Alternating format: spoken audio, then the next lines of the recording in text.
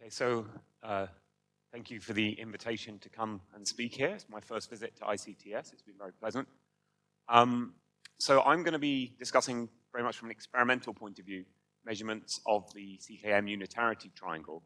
That was the original title, but I've narrowed it a bit further and I'll just discuss the angles. You heard something about the sides this morning in Sumitran's talk. So the plan of the talk is, first of all, I'll introduce the Unitarity triangle, how it comes about and what we're trying to measure. Then I'll talk about the experiments that have largely contributed to the measurements of the Unitarity triangle. So in the past, it's been mostly Babar and Belle, the E plus E minus B factories, and more recently LHCb. Then I'll go through the measurements. So largely the angles. I'll talk about several different measurements of the angles of the Unitarity triangle. I won't mention the sides.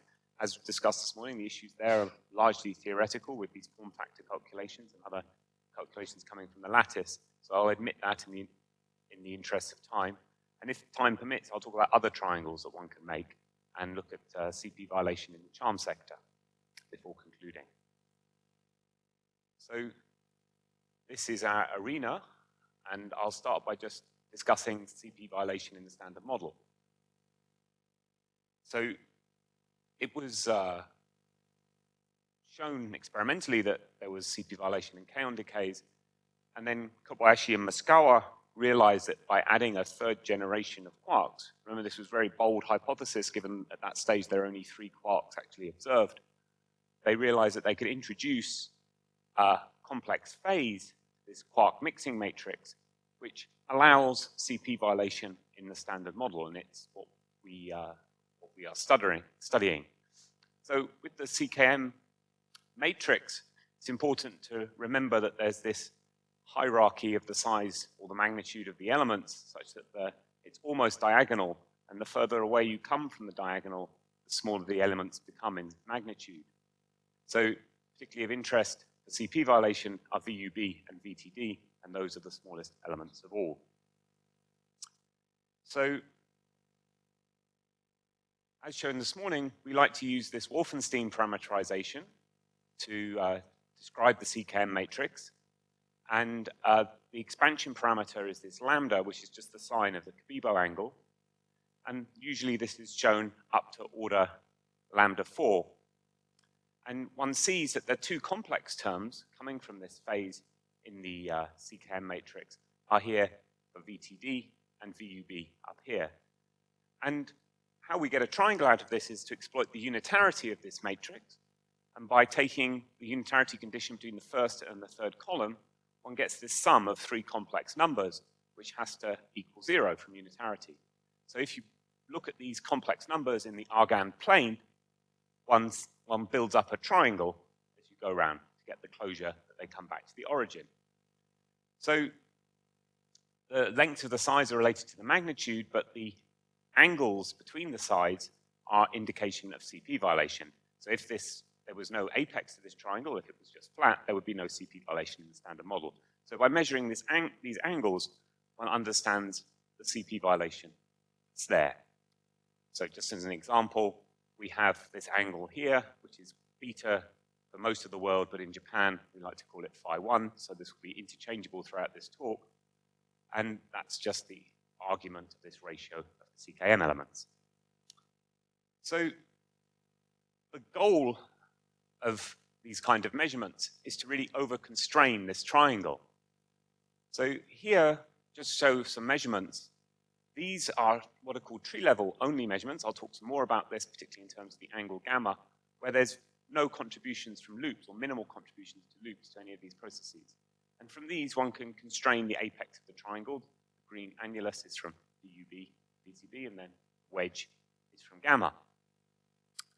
But then if you look at processes which contain loops, such as this B-mixing diagram, you end up getting constraints, again, from mixing from this annulus here, then this angle beta, and then there's also some CP violation in kaon decay. And these are all loop processes, which in principle can have contributions within these loops coming from new physics. And these can be up to very high mass scales that one can probe to understand if there's any difference between these 2 types processes. And what one should note immediately is this area that's allowed, this yellow and red region, is much larger for the tree level processes than the loop level. So this is an important indirect test of the standard model, as Guy talked about on Monday.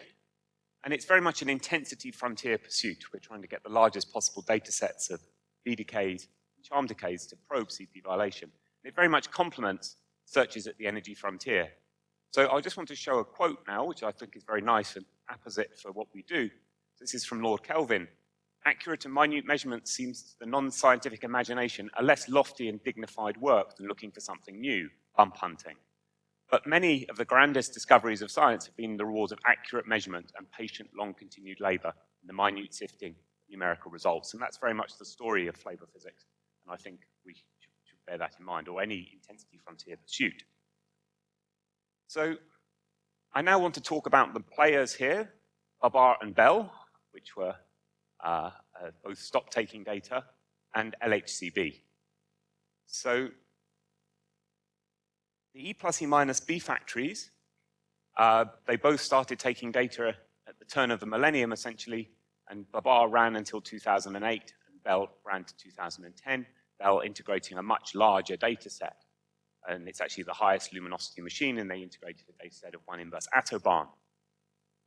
So this is an E plus E minus machine sitting at the Upsilon 4s, where the 4s decays exclusively to B bar decays, B plus B minus, and B0, B0 bar. And these are what's required for making the CKM measurements. All of those sides of the triangle are related to various B decays and angles. It was asymmetric in energy, so there was an 8 GeV electron beam and a 3.5 GeV positron beam. This led to a boost of the Upsilon 4s in the laboratory frame, and exploiting the time dilation then, and the moving clocks run slow, you get the bees displaced from their production vertex to their decay vertex, and that allows time-dependent measurements to be made. And that was the unique feature of these detectors. So also one benefits from coming through this resonance that the B0 and B0 bar are coherent, and they evolve together until one of them decays. So it allows for very high tagging efficiency. Because this is the only thing produced, it's a very low multiplicity environment. Of course, one has continuum events of E plus E minus to QQ bar underneath this, which is the largest background, but they are a very, very clean event. So this allows reconstruction of neutral particles very well, and there's good tracking, reasonable PID, and calorimetry. And there's a fully 4 pi hermetic detector, which allows reconstruction of neutrinos from the missing energy that is there. So that's the E plus E minus machines. Now LHCb, this exploits the large cross-section that there is for BB bar production in PP collisions in the forward region. So it instruments a small region of the forward rapidity at one of the interaction points at the LHC. One principal advantage is that all B hadrons are produced, not just B0 and B plus, they are BS mesons and lambda B baryons as well. It has a dipole magnet for tracking, and its main primary detector features that Guy talked about on Monday is the very nice vertex locator, which gets within 1 centimeter and less of the LHC beams, and then these 2 ring imaging Cherenkov detectors, which allow particle ID over a very wide range of momenta. But also key at hadron machines is the trigger scheme, which has a hardware part which reduces the rate to 1 megahertz, and then there's almost offline-like tracking reconstruction done to select events of interest, and things are written to tape at around 12.5 kilohertz. So they have data sets at 7 TeV and 8 TeV. This is the so-called run 1 data, which is 3 inverse femtobarns. And then they have 2 inverse femtobarns collected already at 13 TeV, but I'm not going to be showing any results from that data set. All the results from LHCb are from this run 1 data. So I now move on to the measurements. So we've had all sorts of candles. We've had dark candles and light candles. So I'm going to show you a standard candle now, and an exploding one. So Standard Fireworks are a big company in Tamil Nadu, very close to Chennai. I think they're the largest firework manufacturers in India, if not the world. So they also produce a firework called magnitude. Unfortunately, it's not called phase, which would be much better for this talk. But anyway, so I won't dwell on that any further, and I'll start talking about how we measure these angles of the unitarity triangle.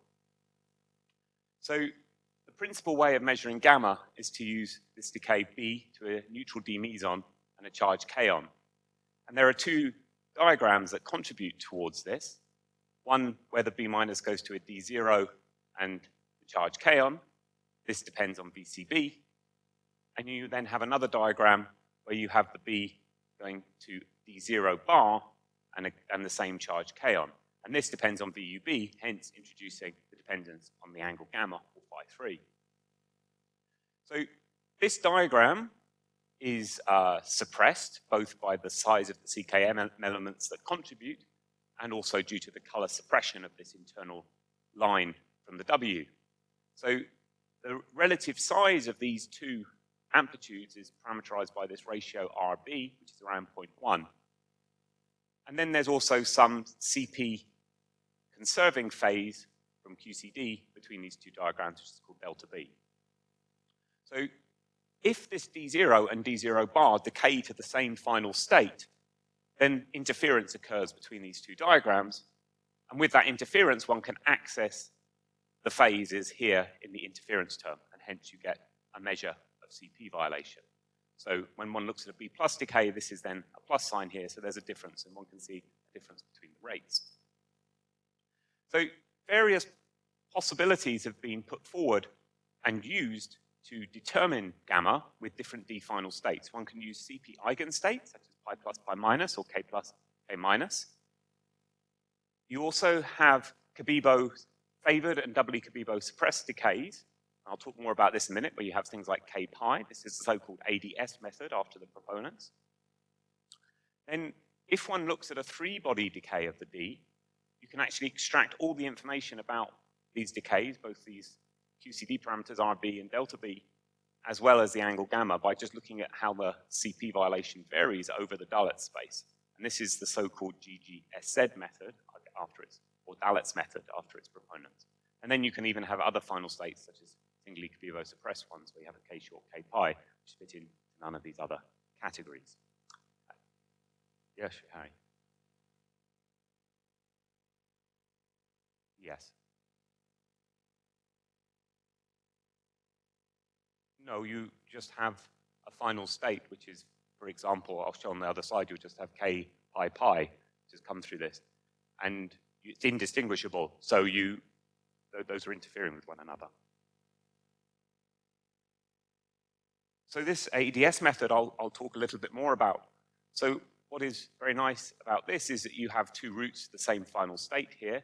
You have a favored B decay, followed by a doubly Cabibbo suppressed D decay to K plus pi minus. And then on the other side, where you have the suppressed B decay, that's then followed by the favored D decay. So you introduce another parameter, which is well measured, this RD parameter, which is the ratio between the doubly Cabibbo suppressed and the Cabibbo favored B decays, and it also introduces another strong phase parameter, which you have to take externally. But you can then write down a rate for one of these, this particular final state. And what one sees is that the terms in the rate are all of the same size. So RB is 0.1, this is 0.06, so this term is of the same size. So you can get almost order 1 CP violating effects in these modes. And then if you measure all of these rates and you take some external inputs, one can extract gamma from these decays. So this has been done in many modes at LHCb. So there's a list here of the various measurements that they've made coming from their latest combination.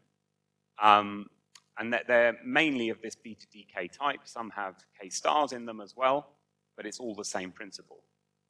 And this combination is giving the best measurement of gamma from a single experiment. This is around a 7-degree uncertainty. But if one looks at the constraints coming from the loop measurements, you know gamma to around 1 degree. So you still have a long way to go to measure at the same level as the as the determination coming from the other measurements. So you can do this check of whether new physics is there in the unitarity triangle. And shown in this figure is the constraints on the gamma RB plane coming from these measurements. And there's a complementarity between the different methods. This is the GGSZ method here in purple, and then you have ADS-like methods in brown and blue here. So they constrain in different ways to give the overall allowed region here in green for the full combination. So an important part of this, as I mentioned before, is knowing about the D strong phases and these parameters. And to do this determination, there's a lot of external inputs used. And these are coming largely from measurements at CLIO and LHCb in terms of the strong phases in D decays and the amount of CP of certain final states. And these were all pioneered by the CLIO collaboration. And they use Psi 3770 data, where you have a quantum correlated pair of D0 and D0 bar produced. And that allows, again, access to this strong phase information.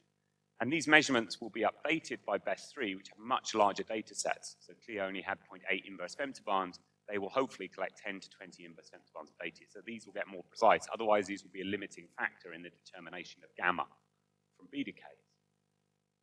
So this is just an example of one of these measurements from CLIO-C, measuring what's called the coherence factor and the strong phase difference for K3 pi. And this is an important input into that LHCb combination.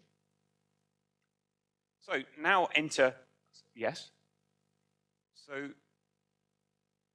without these angles put in, the strong phases from here, you would get larger constraints in, basically you would have gamma largely unconstrained because it appears in the argument along with gamma. So the better you know these strong phases, yes. And it all goes into a global fit, which includes all of these measurements as well. Okay. So,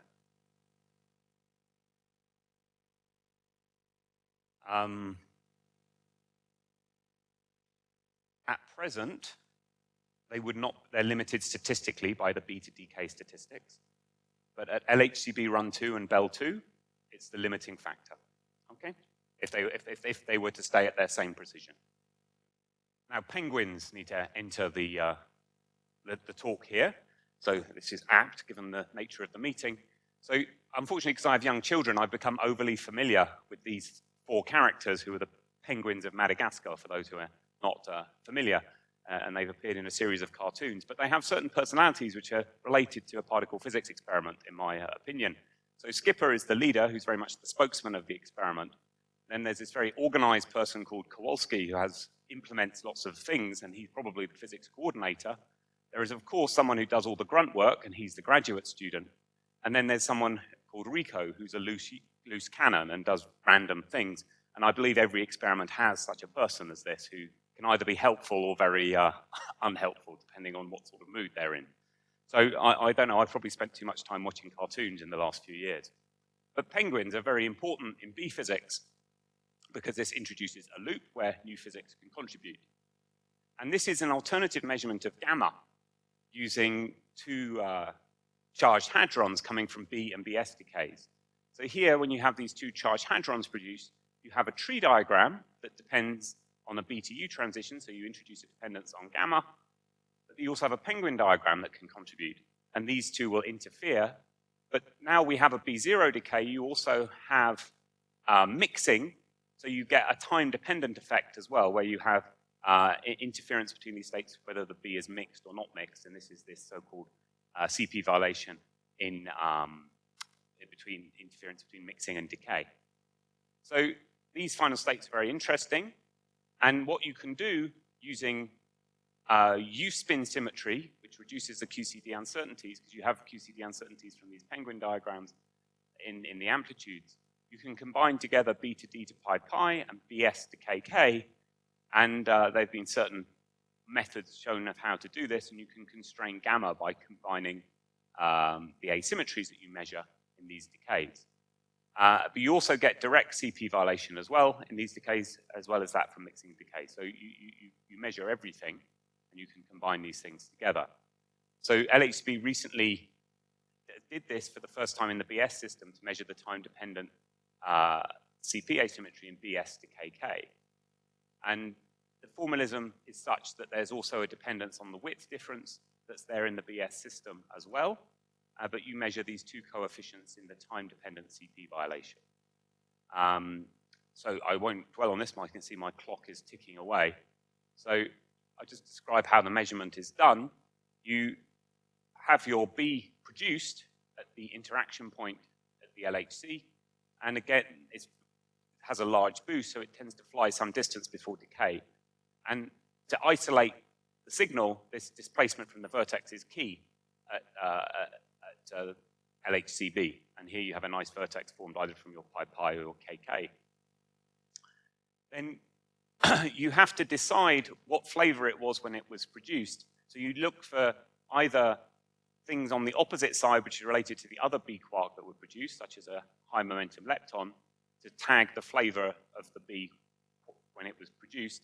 Similarly, you can look on the same side to, if it's a BS meson or a BD meson, to look for a kaon or a pion that was associated in the fragmentation. So you can then decide with some probability what the initial flavor was, and then you isolate your signal using the very good mass resolution that you have, and then you take this small signal. This is dwarfed here.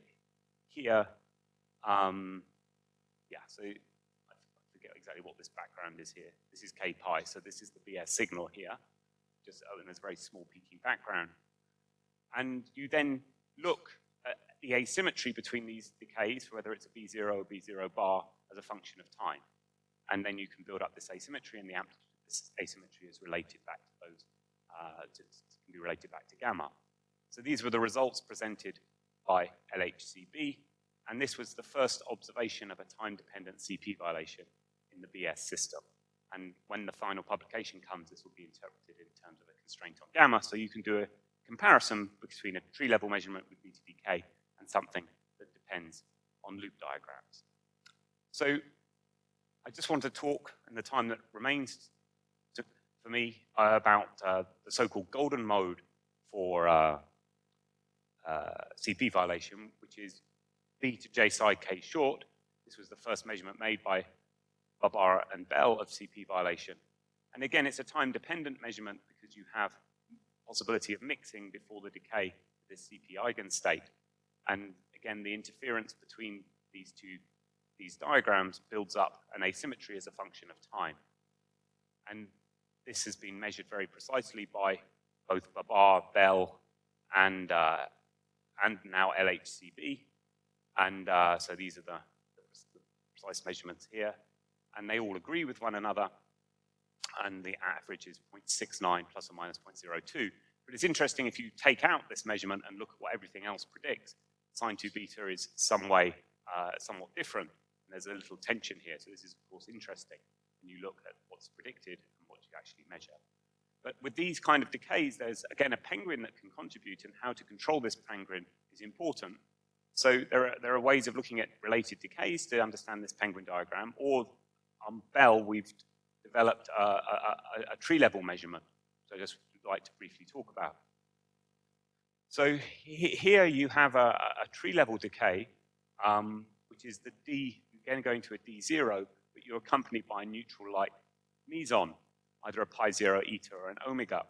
So this is suitable for Belle because of these are neutral states, and it's well reconstructed there.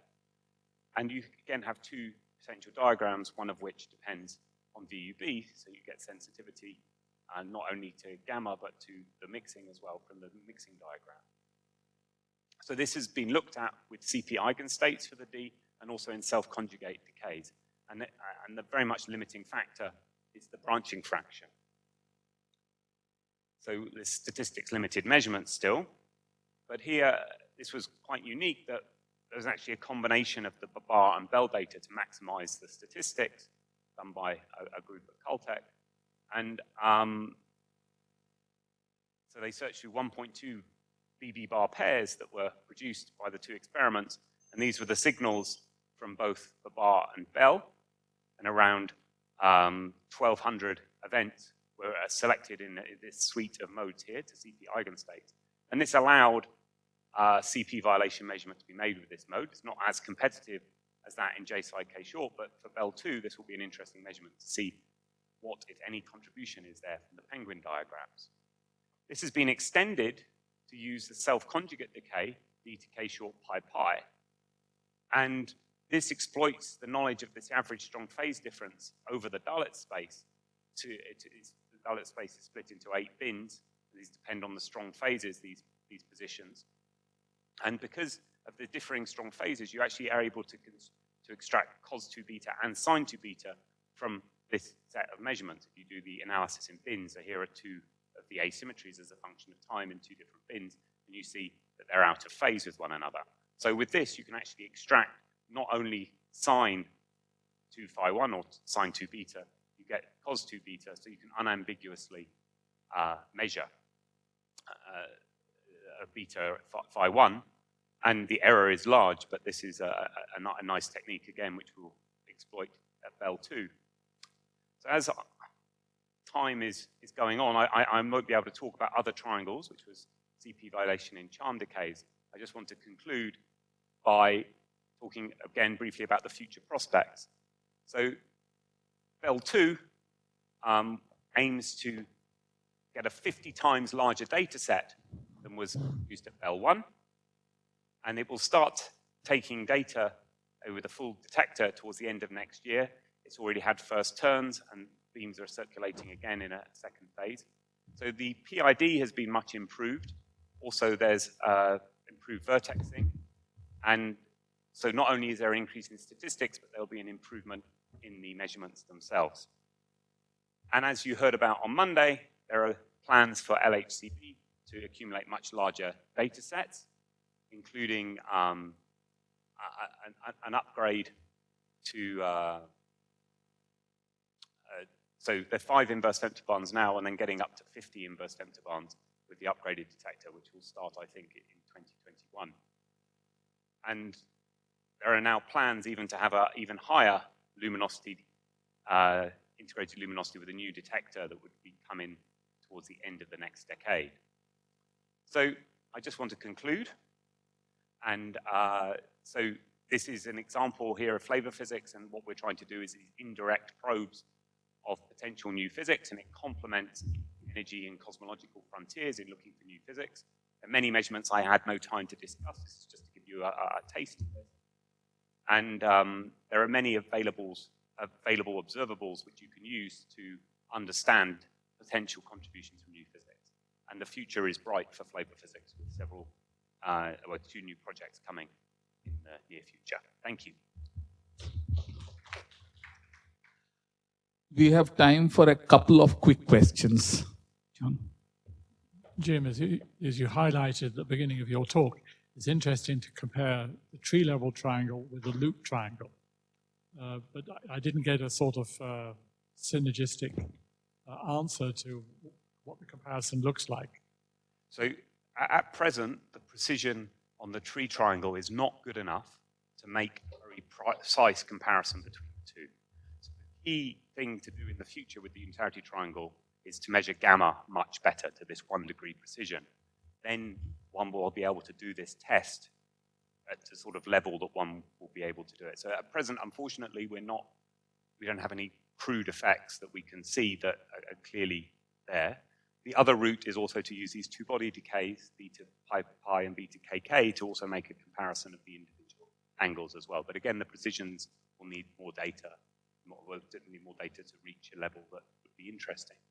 So there have been some theory papers that have said that up to 4-degree differences are possible in, say, gamma from what's expected, so the tree level comparison to what's there at the loop level. There's still room for 4-degree effects, and we're at a 7-degree precision. Right. And this tension that you mentioned in beta couldn't be associated with such effects? I think that some of that is due to these discrepancies in the semi-leptonic decays, and maybe it's altered actually now with these new form factors. I'm not sure. Yeah, but they would all be related, and one would hope to see a systematic pattern if you start to see some differences. One would expect to see things appearing in several different places. Last question, Nita.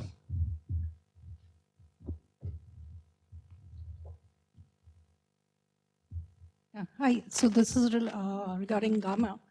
Now with the huge data sets that you have, I guess one should be able to even look at modes like the star, K star. I mean, this is related to the question. It should certainly be possible, though no one has yet tried it with the Belle data, because I think the samples would be very small. But with Belle II, you would probably have a large enough data set. But to do an angular analysis, one requires more data. Right. But it's certainly something we. Okay, let's thank Jim once more.